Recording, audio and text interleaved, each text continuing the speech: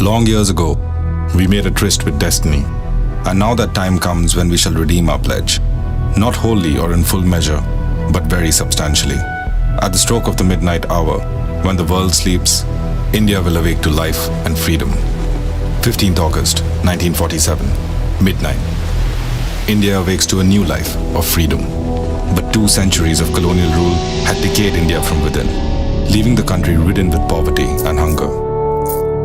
Our founding fathers set out to wipe every tear from every eye.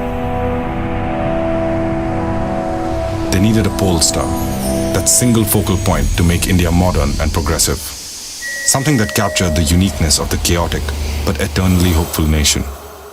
A bright light to illuminate the dark storm lashing the horizon of the future. The 1920s was an uncertain period for the Indian national movement. And then came the Chauri Chaura incident.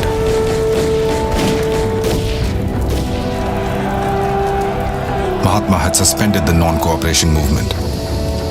3rd February 1928. The Simon Commission arrives to review the Act of 1919 and was met with widespread protests as it had no Indian representation.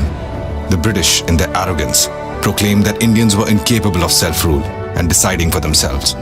Lord Birkenhead, the Secretary of State, in response to the Indians' reactions, laid down a challenge at the House of Lords. The Founding Fathers rose to the occasion. An all-party conference was convened in February and May 1928. Led by Nehru, the committee drafted the Nehru Report in September 1929, demanding self-government under Dominion status within the empire. But Quaid-e-Azam, Muhammad Ali Jinnah, rejected the report, stating that from then on, Hindu and Muslim paths were different. He further countered the report with his infamous 14 points in March 1929. Meanwhile, the annual session of the INC was held in Lahore in 1929 under the presidency of Jawaharlal Nehru.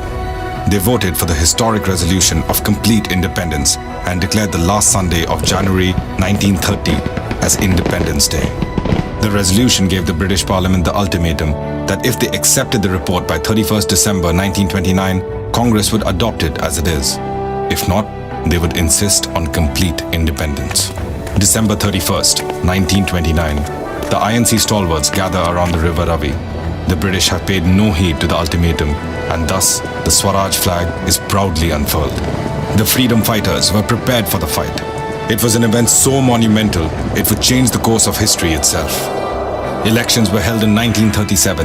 INC came into power and formed ministries in almost all provinces. For the first time under British rule, Indians could become directly associated with the government. The dream of Indians holding the power of the government and serving the masses had become a reality. But the cheer didn't last long. World War II was initiated. Congress ministries resigned in 1939, protesting Lindadgo's decision to involve India in the war without consulting the Indians. Multiple attempts of involving India in World War II failed. With its end, the decline of the British Empire became inevitable. Mutiny amongst the naval rankings and the Air Force was the final nail in the coffin. The Cabinet Mission Plan arrived in 1946 to try and reach a settlement acceptable to all major stakeholders. The plan became the foundation for the establishment of the Constituent Assembly.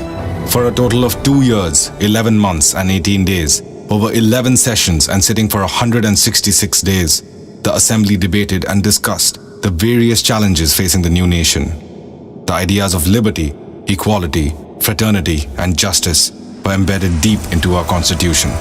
On 26 January 1950, the Constitution was enforced in its entirety. It is the foundation of free India, which we have become so accustomed to. It is our duty as citizens to know it, understand it, nurture it, and defend it. It is our duty to remember so that we can build the India of our dreams.